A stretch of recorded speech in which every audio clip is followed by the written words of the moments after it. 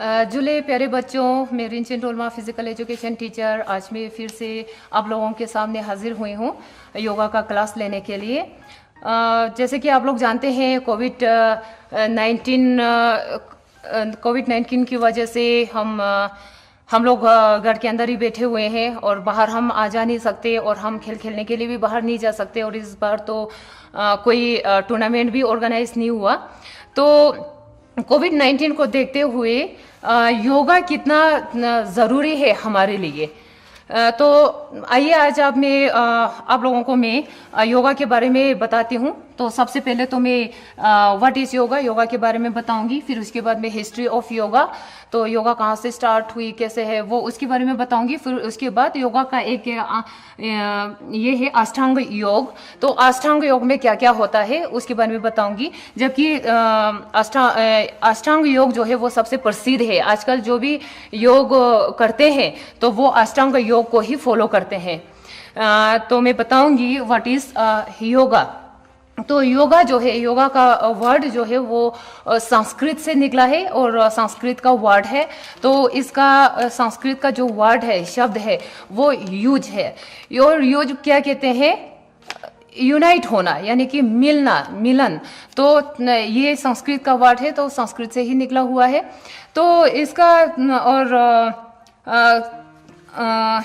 It is है क्या है yoga? It is an art of living, और ये हमें जीने की कला सिखाता है। It brings harmony between mind and body. और as per yogic scriptures, the practice of yoga leads to the union of individual consciousness with that of the universal consciousness, indicating a perfect harmony between the mind and body, man and nature। हमें ये सिखाते हैं योगा से, हम ऐसा मानते हैं। तो अब चलिए आगे बढ़ते हैं second topic, history of yoga की तरफ। तो योगा जो है, तो आजकल हम क्या मानते हैं? योगा बोलने से सिर्फ आसन्स कर दिया, योगा के एक्सरसाइजेस कर दिए और कुछ ब्रीदिंग एक्सरसाइज कर दिया, तो लोग इसी को ही योगा कहते हैं। तो असल में देखा जाए, हिस्ट्री को देखा जाए, तो असल में एक्सरसाइजेस करना और प्राणायाम करना, ब्रीदिंग एक्सरसाइजेस करना ही योगा नहीं होता है। तो the practice of yoga was started during the Indus Saraswati civilization. तब से इंडस सरस्वती सिविलाइजेशन, तब से ये स्टार्ट हुआ है। कहाँ से हुआ है? नॉर्थ इंडिया से, ओवर 5000 ईयर्स एगो। और हिरण्यगर्भ है, जो ऋषि हिरण्यगर्भ के जो है वो बहुत ही महान ऋषि थे। वो योगा प्रैक्टिस करते थे। तो उन्होंने ही प्रथम गुरु जो माना गया है, हिरण्य गर्भ ऋषि जो है, उन्होंने ही इन योगा को शुरू किया। फिर उसके बाद अभी जो आजकल जो हम योगा करते हैं वो है पतंजलि योगा। हम पतंजलि योगा के नाम से जानते हैं। तो पतंजलि, महर्षि पतंजलि तब महर्षि थे बहुत पहले।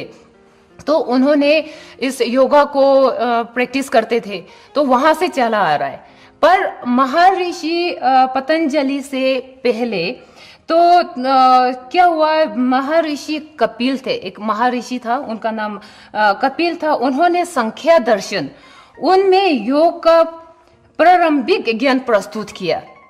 फिर उसके बाद क्या हुआ कि महर्षि पतंजलि ने उसे आगे बढ़ाते हुए वस्तुतः रूप से समाधियों में सरल से कठिन, सरल यानी कि आसान से, इजी से कठिन, और स्थूल से सूक्ष्म की ओर। स्थूल मीन्स हार्ड और सूक्ष्म मीन्स स्मूथ की तरफ।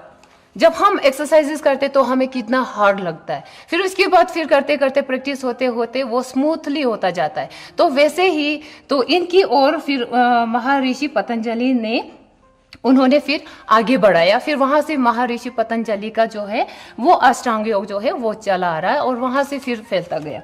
और फिर टाइप्स ऑफ योगा है यहाँ पे। फिर टाइप्स ऑफ योगा में बहुत सारे योगा है। आजकल हम योगा तो करते हैं, योगा एक्सरसाइजेस करते हैं, पर योगा के आसन्स में वो कौन सा योग है, कहाँ से आया है वो तो हम नहीं जानते, है ना। तो फिर चलिए आज मैं आप लोगों को बता देती हूँ कि योगा के कितने टाइप्स है। तो राजयोग है, राजयोग या अष्टांग योग, कर्म योग, भक्ति योग, ज्ञान योग, हठ योग और तंत्र योग, और भी बहुत सारे योग है जो मेन जो है मैंने साथ आप लोगों को यहाँ पे बताया। तो फिर इसके बाद हम आगे बढ़ेंगे अष्टांग योग की तरफ कि अष्टांग योग क्या है। चलिए अब हम बढ़ते हैं अष्टांग योग की तरफ।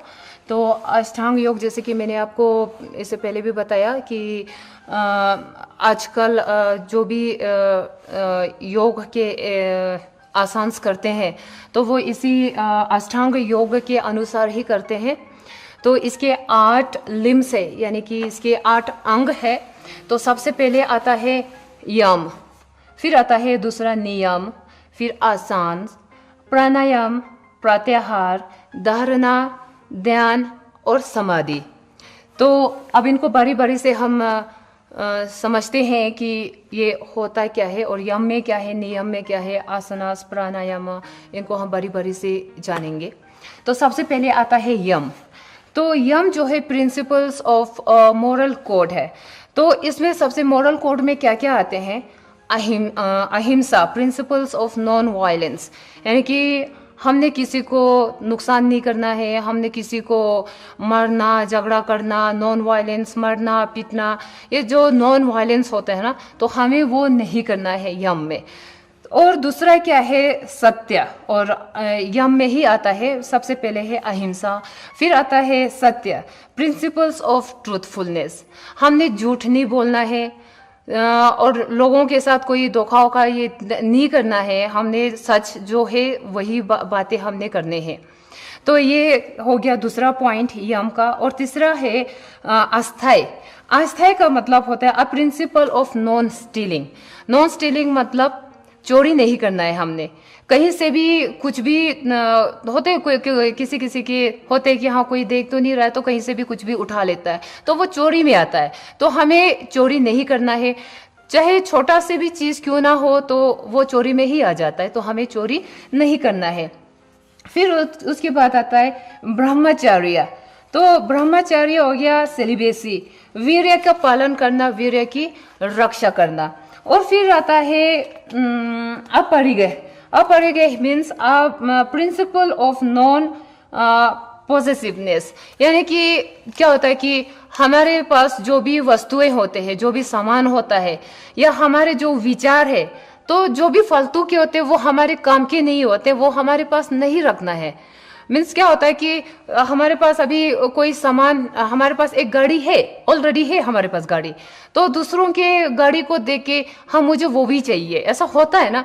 तो वो तो एक्स्ट्रा हो गया जो हमें नहीं चाहिए था, तो वो भी हम ला के रख देते हैं। तो ये नहीं करना है। तो इससे क्या होता है कि हमारी मेंटलिटी जो है, हमारे मेंटली ये हमारा योगा में ऐसा नहीं बोलते हैं कि ये नहीं कहता कि हाँ ये फालतू की चीजें रखना, वो नहीं है। हमारे पास जो काम की चीज होता है हमें वही रखना है, और विचार भी वैसे ही है। तो लोगों के साथ हम क्या होता है, कभी जेलसी होता है या किसी ने कुछ बोल दिया तो कल तो देखना मैं क्या करती हूँ, उसके लिए बदला लेने की हम विचार रखते हैं। तो ये सब हो गया, ये तो फालतू ही होता है ना। तो अपने चेन को क्या करते हैं, हम नष्ट कर देते हैं।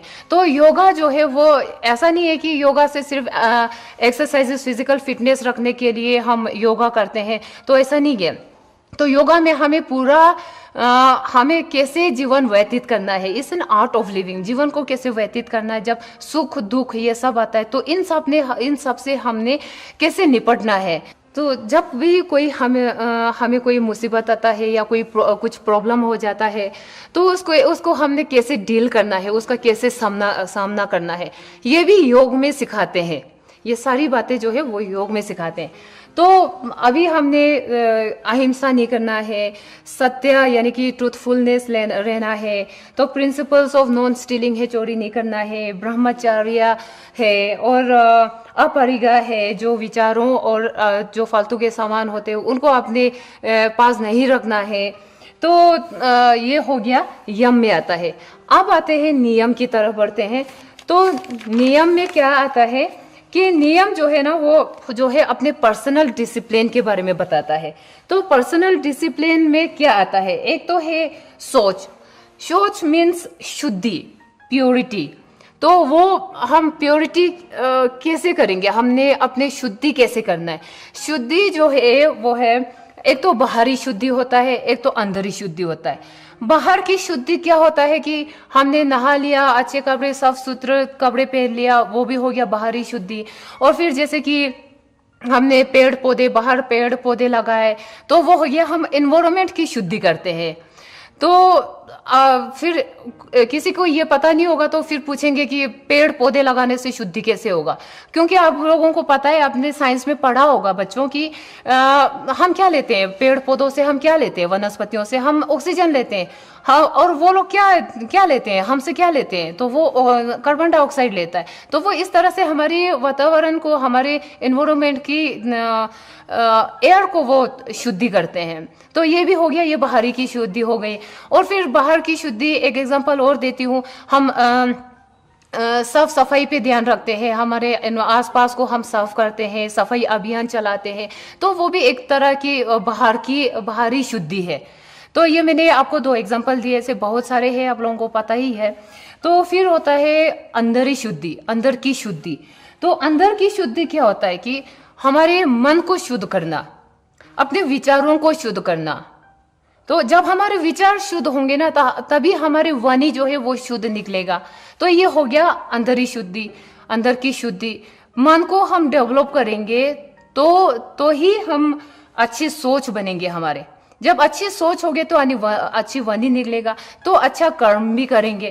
तो हो गया अंदरी शुद्धि, ठीक है। और फिर है फिर आता है, उसके बाद आता है हाँ, उसके बाद अंदर शुद्धि हो गया। फिर उसके बाद संतोष आता है। संतोष यानी कि संतोष भी नियम के अंदर ही आता है।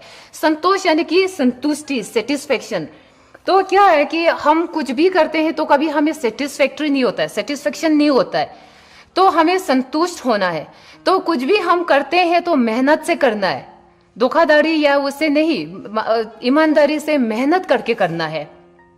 कुछ भी कमाते हैं या कुछ भी कम करते हैं तो हमें मेहनत के साथ करना है, और मेहनत से जो हमें मिलता है उसी से ही हमें संतुष्ट होना है। जब हम संतुष्ट नहीं होते ना, सेटिस्फेक्शन नहीं होते, तो क्या होता है, वही दुख का कारण बनता है हमारे। तो इसलिए कहते हैं कि हमें जो भी मेहनत से करके और कमा के, मेहनत से जो भी मिलता है उससे हमें सेटिस्फेक्शन करना चाहिए। फिर आता है तप। तब क्या होता है कि इंड्योरेंस, जो हमारी इंद्रियां है ना, जो हमारी सेंस जो है, उसकी शुद्धि होती है। तो इंद्रियों की शुद्धि कैसे होते हैं, तो इंद्रियों की शुद्धि ये है कि हम किसी चीज को हम जब टच करते हैं तो हमें बहुत अच्छा, जब हम बहुत अच्छा फील होता है तो हमें बार बार उसी का ही फिर हम क्या करते हैं, तो उसी का ही लालच होता है, तो वो भी हो गया। फिर दूसरा है, जब हम आंख से कुछ भी देखते हैं तो होता है कि हाँ ये मेरे पास होता, ऐसा भी होता है। जब और कानों से कुछ अच्छा सुनाई देता है तो हाँ वो सुनने का, बार बार सुनने का मन करता है। और जब कोई बुरा बोलता है तो क्या होता है कि हम नहीं, ये मुझे नहीं सुनना है, ऐसा होता है, वो है ना, तो नहीं सुनना है। तो उसकी वजह से फिर हम क्या हो जाता है, फिर दुखी हो जाते हैं। अच्छा लगता है तो राग जगाते हैं, जब बुरा लगता है तो द्वेष करते हैं। तो इनकी वजह से हमें क्या होता है कि वो हमें दुखी कर देता है। तो ये हमें क्या है, तो ये हमें इसकी शुद्धि, इंद्रियों की शुद्धि करना है। तो उसके बाद है स्वाध्याय। स्वाध्याय मीन्स सेल्फ स्टडी, अपने आप को जानना है। अपने आप को क्या जानेंगे, अपने आप को क्या करेंगे जानने के लिए, तो किस चीज से हमें दुख मिलता है, तो किस चीज से हमें सुख मिलता है, तो उसका हमने सेल्फ स्टडी करना है। तो जिस चीज से हमें दुख मिलता है तो वो दुख का कारण क्या है, उसका निवारण क्या है, तो वो करना सेल्फ स्टडी है। जब हम कोई कुछ बोल देता है, हमें गुस्सा आता है। जब गुस्सा आता है तो हमारा क्या होता है, हमारा ब्रीदिंग जो है ना, हमारा सांस जो वो जल्दी जल्दी चलने लगता है। और फिर क्या होता है कि हमारा फेस भी रेड होने लगता है, ऐसा लगता है कि गाल फुला फुला जैसा लगता है। तो वो क्या होता है, सेल्फ स्टडी करना है, उन सब के बारे में हमने जानना है। तो उनको कंट्रोल करने के लिए क्या करना चाहिए, तो वो यही योग में सिखाते हैं, ठीक है। फिर उसके बाद है ईश्वर परिनिधन। ईश्वर परिनिधन क्या होता है कि हमने जो कुछ भी अच्छाई किया तो उसका हमें क्या लाभ मिलेगा उसका हमने नहीं सोचना है। क्या अच्छाई करने से क्या लाभ मिलेगा तो और क्या नुकसान हो जाएगा वो नहीं देखना है। हमने ईश्वर पे पूरा क्या करना है, समर्पित कर देना है। जो हमने अच्छा किया किया, भगवान जो भी कहते हैं ना कि भगवान जो भी करेगा अच्छा ही करेगा, तो वैसे ही हमने अपने आप को भगवान को सौंप देना है और भगवान पे ही भरोसा करना है। ठीक है, तो हमारे योग में यही सिखाते हैं। फिर उसके बाद आता है हमारा क्या, इसके बाद आता है नियम के बाद आता है आसनास। तो आसनास क्या है? योगिक पोस्चर्स है। पोस्चर्स क्या है जो हम योगा में जो हम एक्सरसाइजेस करते हैं, तो वो होता है योगिक पोस्चर्स। ठीक है, आसनास कहते हैं उसको। तो आसनास क्या होता है? स्थिर सुखम आसनम। स्थिर सुखम आसनम क्या होता है कि स्थिर और सुखपूर्वक बैठना ही आसान होता है। तो क्या होता है कि जब हम एक्सरसाइज करते हैं तो बहुत नीचे झुका नहीं जाता, तो जबरदस्ती हम झुकते हैं, है ना। तो कहीं हाथ पीछे ऐसे नहीं पहुंचता तो हम जबरदस्ती करते, तो उसमें क्या होता है, हमें पीड़ा होता है, हमें दर्द कहीं दर्द होता है। तो वो नहीं करना है, सुखपूर्वक ही करना, ये जो है वो आसान है। ठीक है, तो a stable and comfortable posture which helps maintain mental equilibrium. ठीक है, जो हमारे मेंटल को स्टेबल रख सके, वो होता है आसन। फिर आगे बढ़ते हैं प्राणायाम की तरफ। प्राणायाम क्या है? प्राणायाम ब्रीदिंग एक्सरसाइजेस है। तो ब्रीदिंग एक्सरसाइजेस में हम क्या करते हैं, हम ब्रीथ तो हम नॉर्मली बैठ के भी हम ब्रीथ लेते हैं, पर इसमें कहते हैं यौगिक ब्रीदिंग। यौगिक ब्रीदिंग मैंने अभी बोला, प्राणायाम का मैंने यौगिक ये बोला, ब्रीदिंग बोला। तो वो क्या है ब्रीदिंग? ये यौगिक ब्रीदिंग जो है वो क्या है कि कोई होता है, हम अभी क्या पता लगता है हमें कि हम सांस ले रहे हैं, हम जोर से ले रहे हैं, हम धीरे से ले रहे हैं, दाएं से ले रहे हैं, बाएं से ले रहे हैं, हमें कुछ पता ही नहीं चलता है, क्योंकि हमारा कोई इस पे हमारा ध्यान ही नहीं है ब्रीदिंग पे। तो यौगिक ब्रीदिंग है कि प्राणायाम ये है कि हम सांस लेते हैं तो हमें पता चल जाता है कि हम सांस ले रहे हैं, बाहर निकल रहे हैं तो सांस बाहर आ रहा है, तो और दाएं से ले रहे हैं, बाएं से ले रहे हैं, छोटा है ब्रीदिंग, छोटा है कि लंबा है, सेलो है कि हम हार्ड ब्रीदिंग कर रहे हैं, तो वो सब पता चल जाता है। तो ये हो गया यौगिक ब्रीदिंग। और यौगिक ब्रीदिंग ऐसा है कि योगा प्राणायाम करते करते हमारी सांस बहुत धीमी हो जाती है और पता भी नहीं चलता कि हम सांस ले रहे हैं। तो इसमें क्या है कि कोई ऐसा होता है कि पता नहीं 1 मिनट में कितने सारे सांस ब्रीदिंग इन करते हैं, तो ब्रीदिंग इन और ब्रीदिंग आउट एक सर्कल हो गया, तो वो पता नहीं कितना सांस लेते और बाहर छोड़ देते। तो ये योगा हम प्राणायाम करते करते हमारी ये जो सांस लेने की जो प्रतिक्रिया ना, वो धीरे धीरे कम होता जाता है। 1 मिनट में कोई तो 8-9 इतना ही लेते हैं, कोई 5-6, जो बहुत रोज जो प्रैक्टिस करते हैं ना वो 5-6 सांस ऐसा लेते हैं। तो योगा जो प्रैक्टिस करने वाले की लाइफ उम्र जो है ना वो बहुत लंबी उम्र तक जीते हैं, उनकी लॉन्ग लाइफ होती है। क्यों होते हैं? इसीलिए होते हैं कि उनकी ब्रीदिंग जो है वो कम हो जाता है। कहते हैं ना कि डॉग को देखा होगा आपने कि वो कितने जल्दी जल्दी सांस लेता है, तो कुत्ते की लाइफ कितना होता है? बहुत शॉर्ट होता है ना, कि पता नहीं कितने साल की होते हैं, बहुत शॉर्ट टाइम के लिए होता है उनका लाइफ।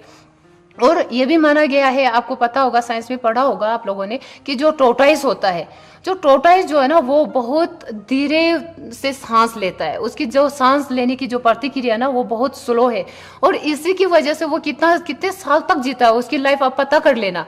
ठीक है, तो अब गूगल बाबा से पूछ लेना कि वहां पे पता चल जाएगा कि वो कितने लंबे साल के लिए वो इतना लॉन्ग लाइफ होता है उनका। तो वैसे ही हमारे ब्रीदिंग पे कंट्रोल होते होते हमारी लाइफ भी लंबी हो जाती है।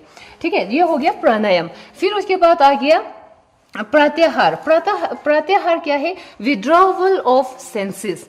जो सेंसेस यानी कि इंद्रियों का क्या करना है कि ये जो हमारे इंद्रियां है ना, इनसे हम विमुक्त हो जाते हैं, इनसे हम फ्री हो जाते हैं।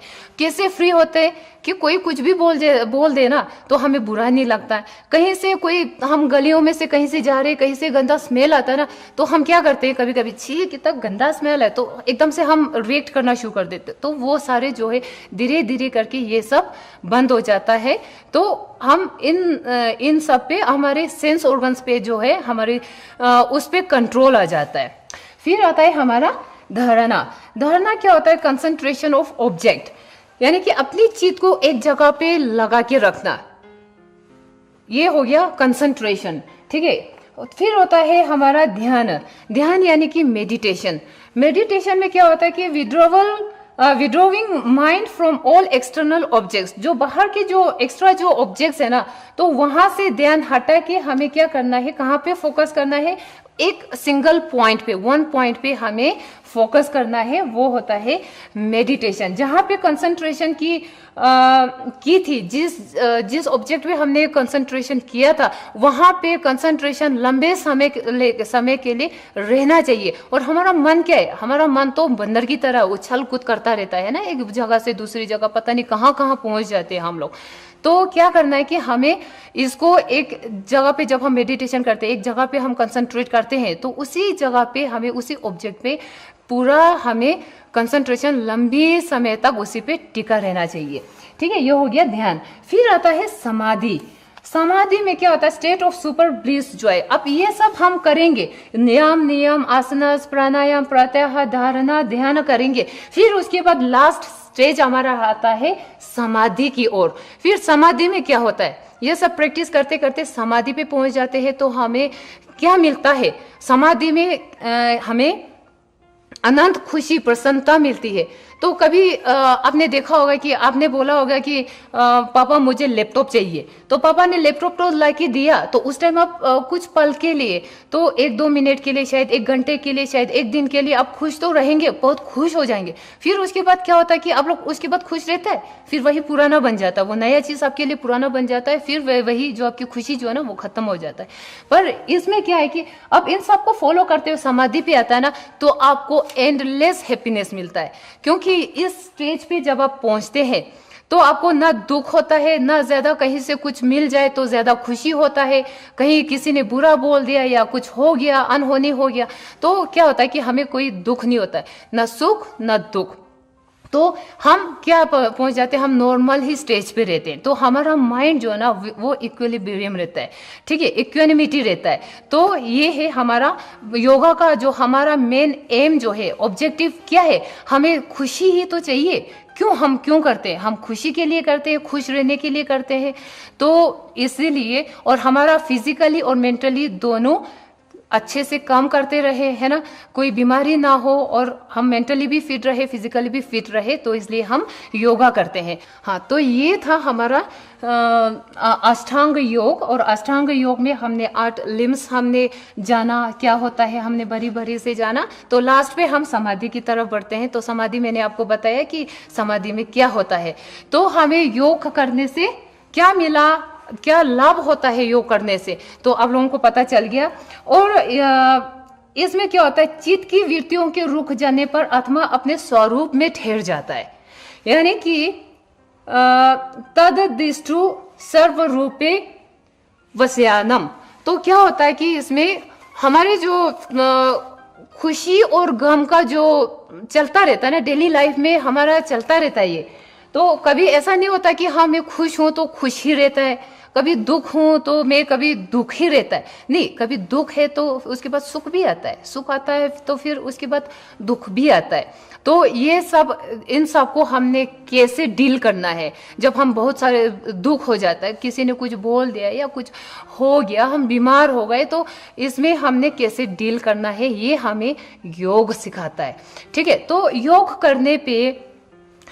करने से पहले जो योगा आसनास है, आसनास करने से पहले हमें कुछ बातों का ध्यान में रखना चाहिए। नेक्स्ट क्लास हमारा प्रैक्टिकल का क्लास चलेगा, तो इसलिए मैं आपको ये बता रही हूँ कि तो हमें क्या करना चाहिए। इसमें सबसे पहले कि योग करने से पहले हमें रिफ्रेश होना है, यानी कि बाहर हमें टॉयलेट जाना है तो वो होके करते हैं, कि ऐसा नहीं है कि टॉयलेट भी ना जाए, हम ऐसा नहीं कर सकते। और कपड़े हम थोड़ा सा सूती कपड़ों में ही करने में अच्छा फील होता है, क्योंकि कोई टाइट कपड़ा या कोई उसमें फिर कंफर्टेबल नहीं होता है। तो और सुबह और शाम, सूर्यास्त और सुबह जो सनराइज होता है उसके समय पे करें तो वो बहुत ही अच्छा रहता है। और प्राणायाम करने से पहले हमें योगिक एक्सरसाइजेस करना चाहिए, और योगा एक्सरसाइजेस से पहले कुछ सूक्ष्म व्यायाम करना चाहिए, फिर आसनास करना चाहिए, फिर उसके बाद फिर हम प्राणायाम करेंगे, फिर फिर ख़त्म हो जाता है। यहीं पे हमारी क्लास समाप्त होती है। नमस्कार।